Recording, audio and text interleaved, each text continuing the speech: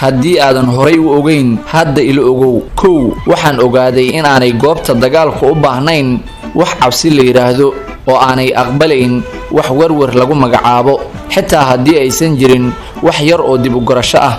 labo waxaan ogaaday in isla goobta dagaalku ay tahay mid aad u qalqal badan balse cagaha oo aad dhulka ku sii haysaahi inay kaarjabin u tahay maskaxdaada dayaansan ee codadka tiradooda iyo tayadooda la jahwareersan. saddex waxaan ogaaday in aqbalaadda xaqiiqooyinka qaraar ee noloshu ay tahay waxa macnaha u yeelaya dhadhanka nolosha.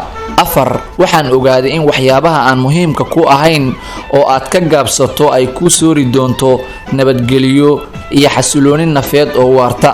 shan waxaan ogaaday in waxa aad rabto oo ay riyooyinkaaga iyo timaadadu u horeyso ay mar walba kaaga baahan yihiin nafurid joogto ah iyo dadaal laban jeer aad la godgasho ama aad rumaysatahay aanay meel labadaasi u dhaxaysa istaagi karin. lix waxaan ogaaday in ka tagista iyo ka fogaanshiyaha shakhsiyaadka nolosheena ku jira aysan ahayn dhammaadka nolosheena iyo qisooyinkeena toona. toddobo waxa aan ogaaday in qof walba oo aad tala weydiisato uu kula talinayo sida isagu uu rabo ee la quman ee aanay ahayn sidii adigu aad rabtay, qaladna uusan ku lahayn si walba oo qofku uu kula taliyo.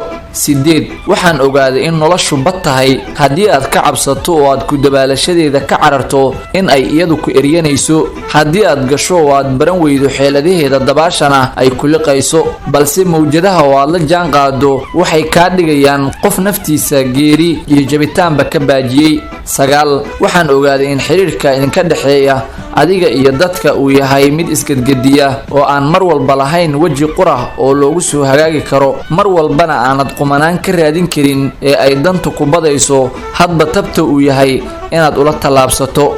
toban waxaan ogaaday in mar walba oo aad isku daydo inaad aadanaha raalli geliso ama qanciso inaad qoomamo oo kaliya ka dheefi doonto. dabadaawade qodobadan midkeebaa si gaara kuu soo jiitay? qof walba oo muuqaalkan uu soo gaaro waxaan ka codsanaynaa inuu muuqaalka inoo like gareeyo, sidoo kalena uu booqdo YouTube-keena Walaalka Show, subscribe-na uu soo dhaho. mahadsanid.